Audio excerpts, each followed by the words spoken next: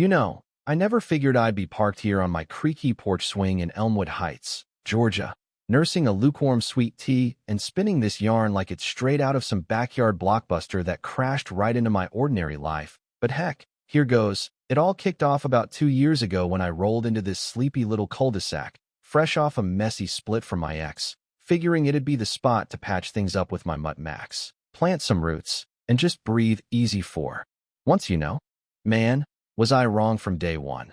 The neighborhood's HOA crew, those self-crowned yard police with their clipboards and clip-on ties, zeroed in on me like I was the weed in their perfect lawn. And let me tell you, it stung deep, like a splinter you can't quite dig out. Picture this. My place came with this massive pecan tree hugging the property line, its branches drooping lazy over the sidewalk like an old friend waving hello. But to the HOA boss, this slick operator named Vance, it was public enemy number one. He'd been salivating over that corner lot for ages, dreaming up some swanky deck extension that'd swallow up half my yard. But that tree? It blocked his blueprint. And worse, I guess it reminded him of the grudge he'd nursed since my old man, who'd owned the house before passing it down, stiffed him on a shady land swap back in the 90s, where Dad called out Vance's underhanded tactics in front of the whole town council, costing him a fat commission and bruising his ego something fierce.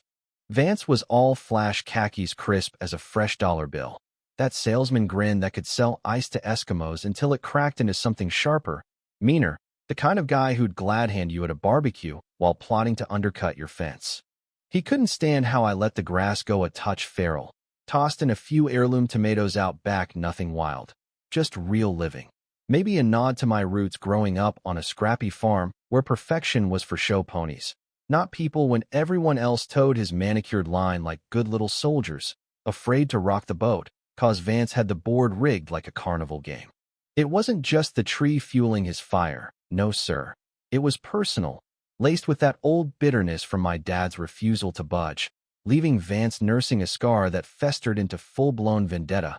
Mixed with his hunger for control, he treated the HOA like his private kingdom, doling out favors to yes-men and punishing anyone who dared color outside the lines.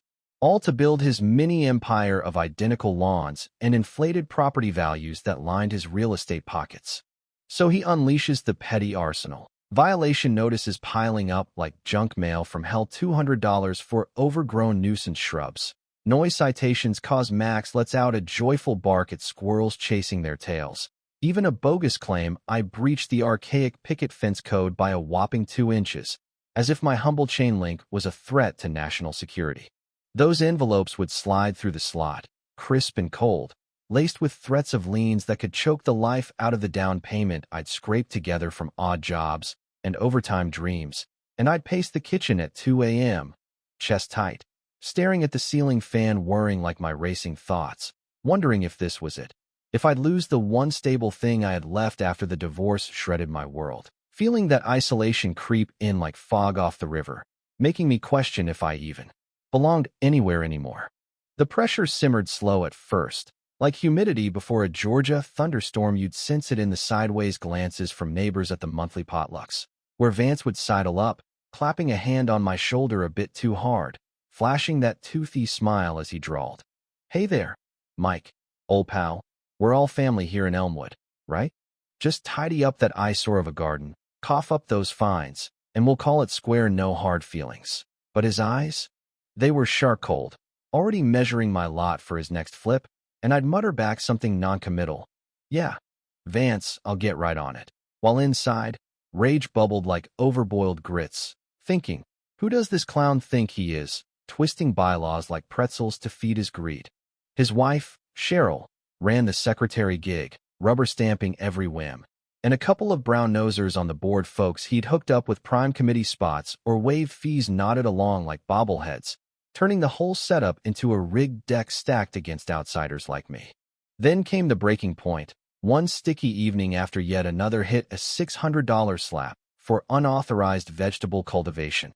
As if my peppers were plotting a rebellion, I lost it, marched across the street under those buzzing streetlights, hammered on his mahogany door like it owed me money. He swings it open, scotch swirling in a crystal tumbler, that smirk curling like smoke. "Well, if it ain't Mike the Maverick come crawling for a truce, have ya?" I jab a finger at him, voice low but shaking. Cut the crap. Vance, this ain't about rules. It's harassment pure and simple. You're gunning for my land cause Dad burned you years ago. Admit it, you petty tyrant. He throws his head back, that guttural laugh echoing off his polished foyer. Prove it, hotshot. The board's my choir, and they're singing my tune. Good luck. Tilt in at this windmill. You'll end up broke and broken. Slam goes the door, right in my face, leaving me standing there in the humid dusk, fists clenched, feeling smaller than a fire ant, powerless against this web of small-town strings he pulled, wondering if fighting back was even worth the breath. But that's when the tide started turning. You know, that quiet pivot where the little guy digs in his heels. It wasn't fireworks at first, more like a flicker in the dark that warms into a blaze. I've always carried this simple faith from my mama's knee, the kind that whispers through storms. Hold fast when the world's spinning wild. After that showdown, I dropped to my knees right there on the worn living room rug, tears blurring the faded family photos on the wall, pleading with the big guy upstairs to light a path, 'cause I felt invisible, crushed under Vance's bouthial empire that turned neighbors into strangers. And dang if the next dawn didn't bring a spark, sipping black coffee on the stoop, eyeing that pecan tree's gnarled trunk. Dad's words echoed back from boyhood fishing trips. Son, real grit ain't hollerin' loud. It's standin' steady in the small stuff, watchin' mountains shift. Boom! It hit me. No need for fists or fury, just outfox the fox with facts. Burrow into those sacred rules he hid behind like a shield. So I hunkered down, burning midnight oil over dusty HOA binders, county archives pulled from the musty courthouse basement, even sweet-talked the librarian into unearthing ancient survey maps that smelled like forgotten history. Turns out, that pecan wasn't just shade. It anchored a century-old conservation covenant, tucked away in township lore to safeguard Elmwood's original green belts from developers like Vance, who'd conveniently overlooked it while schmoozing permits for his own expansions.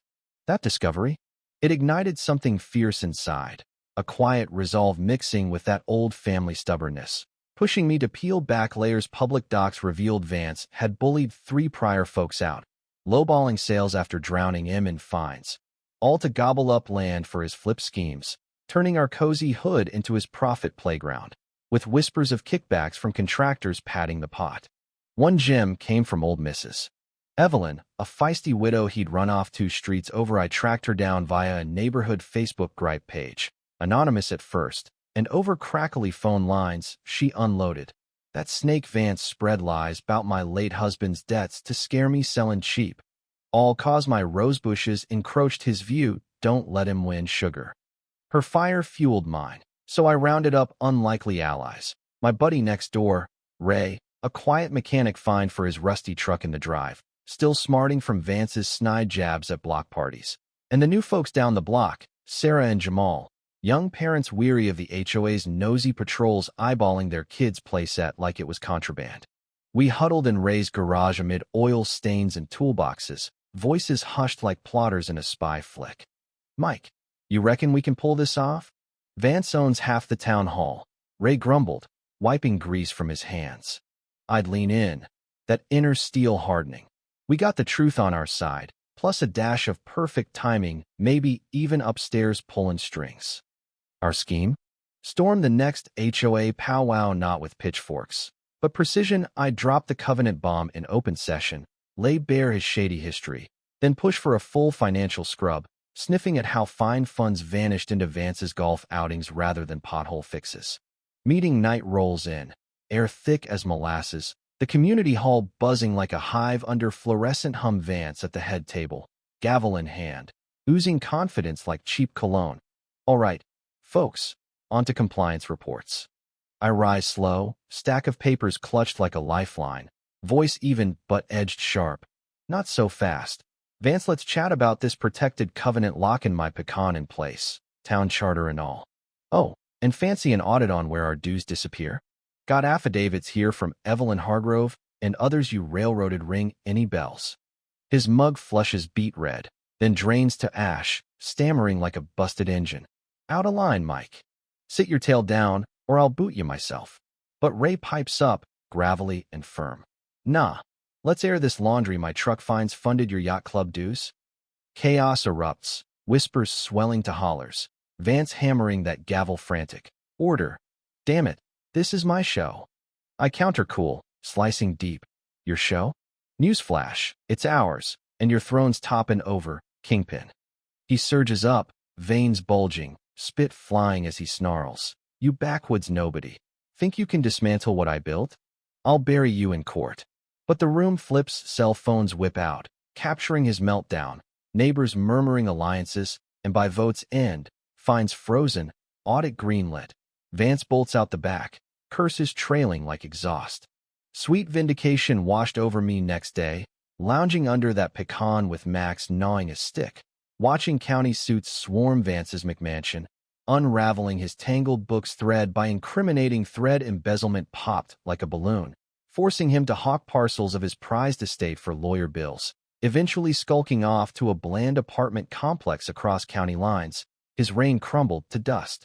The block exhaled. Lighters somehow. Ray and I cracked cold ones on my steps that evening, chuckling over the turnaround.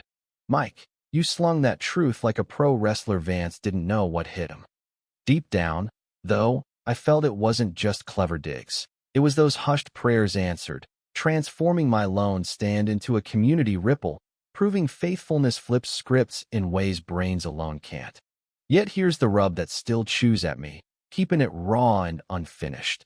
Did I cross a line hauling it all public, letting the fallout splash on his kin, Cheryl ditching him amid the scandal, his grown kids ghosting family dinners, or should have I dialed it back, offered quiet mercy like my faith nudges, forgiven the fool instead of feed in the fire? Justice tasted sweet, but maybe it veered into payback territory.